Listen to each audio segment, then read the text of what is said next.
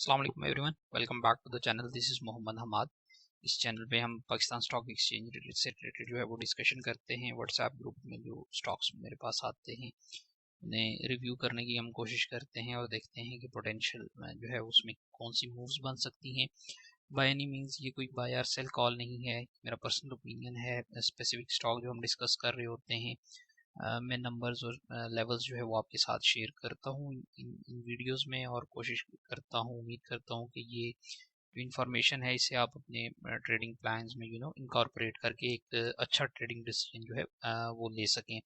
इस सेशन में हम इंटरनेशनल स्टील को डिस्कस करेंगे, सुई सदर्न गैस कंपनी लिमिटेड को डिस्कस करेंगे और जुबली जनरल इंश्योरेंस लिमिटेड को डिस्कस करेंगे।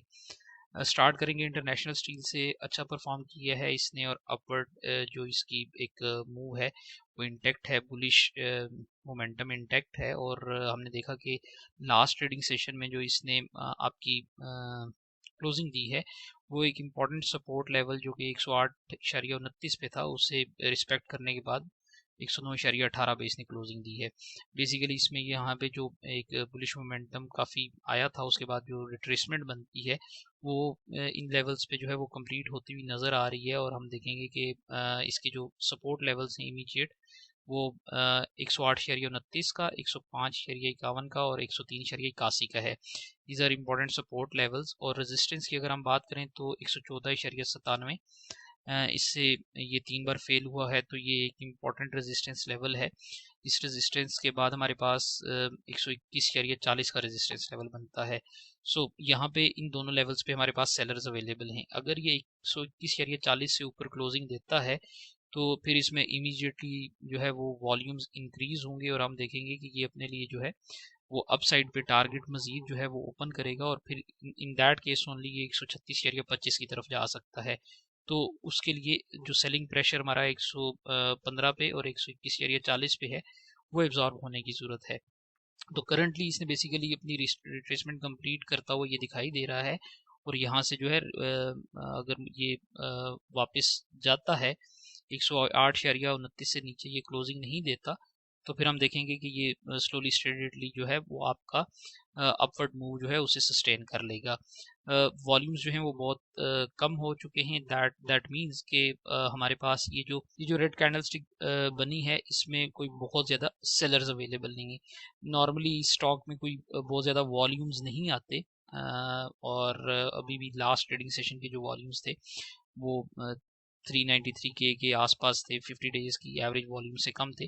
तो द सिचुएशन इज़ अगेन कि इसमें जो वॉल्यूम्स हैं मुझे 121.40 से ऊपर अगर ये जाता है तो फिर उम्मीद है कि इसमें बड़े वॉल्यूम्स आएंगे या 103.81 पे जो है इसमें बड़े वॉल्यूम्स आ सकते हैं। लेकिन बुलिश ट्रेंड जो है इसका वो अभी तक इंटैक्ट है और उसमें कोई परेशानी की बात नहीं है अनलेस ये 103.81 से ऊपर ऑपरेट करता रहे। इसका बुलिश मोमेंटम जो है इंटरनेशनल स्टील का वो इंटैक्ट है। इंटरनेशनल स्टील के बाद हमारे पास जो स्टॉक है वो सुई सदर्न गैस है। बेसिकली ये एक बीरिश ट्रेंड में ही ऑपरेट कर रहा है। कुछ मोमेंटम इसमें आया था हमारे पास लेट दिसंबर में और उसके बाद अगेन इसने जो है अपनी जो बीरिश आपका सिचुएशन है उसी को कंटिन्यू की है। अभी इमीडिएटली इसकी जो है वो 3 रेजिस्टेंस लेवल्स अवेलेबल है हमारे पास जो कि 36.47 का, 37.33 का और 38.09 का है। अगर ये 38.09 से ऊपर ऑपरेट करेगा तभी ये बुलिश होगा। और वो ऑपरेट करने का मकसद ये है कि ये आप अगर देखें तो यहाँ से ऊपर 27 नवंबर को ये गया और उसके बाद सस्टेन नहीं कर सका। सस्टेन करने से मेरी मुराद ये है कि अगर ये ऊपर जाता है और उसमें करेक्शन आती है तो वो अगेन इस लेवल से ऊपर जाए, नॉट नीचे आए। दैट मीन्स कि यहाँ पे इसे 38 सिफर 8 से ये ऊपर अगर जाता है और फिर थोड़ी सी प्राइसेस डिक्रीज आए और ये रेजिस्टेंस जो है वो इसे ये सपोर्ट बनाए तो इन दैट केस ओनली हम देखेंगे कि इसमें जो है वो बुलिश मोमेंटम आएगा और फिर हम इसके जो है अपसाइड के पोटेंशियल जो है उसे डिस्कस कर सकेंगे।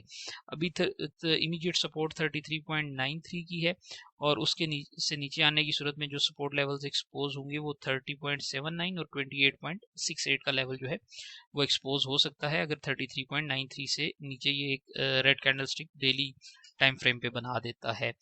सुई सदर्न गैस के बाद हमारे पास जुबली जनरल इंश्योरेंस है, इस पे गोल्डन क्रॉस लगा है। यहाँ पे अगर आप देखें जो लेवल मैंने मार्क किया है आपका करीब 80.42 से लेकर 81.0203 के लेवल पे जाके जो है ना इस जोन में हमारे पास 80 से 81 के दरमियान बेसिकली जो है इसका एक बड़ा पोटेंशियल जो है वो अवेलेबल है। इसमें गोल्डन क्रॉस भी आया है, दैट मीन्स के स्लो मूविंग एवरेज जो है वो फास्ट मूविंग एवरेज जो है उसने स्लो मूविंग एवरेज को अपसाइड पे जो है वो क्रॉस किया है। तो इमीडिएटली रेजिस्टेंस 84.98 की बनेगी और उसके बाद हम देखेंगे ये 89.17 और 92.13 की तरफ जा सकता है।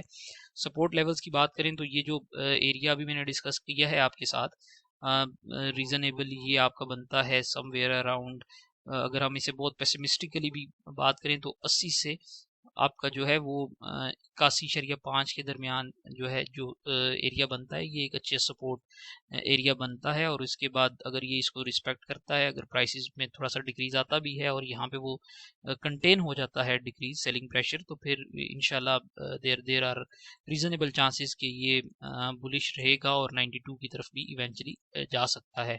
Then again that's just my personal opinion and I don't claim to be 100% right all the time. आप इस इंफॉर्मेशन को जो है वो अपने ट्रेडिंग प्लान में incorporate कर सकते हैं, and I believe this might help you. Thank you so much for listening. Have a good day.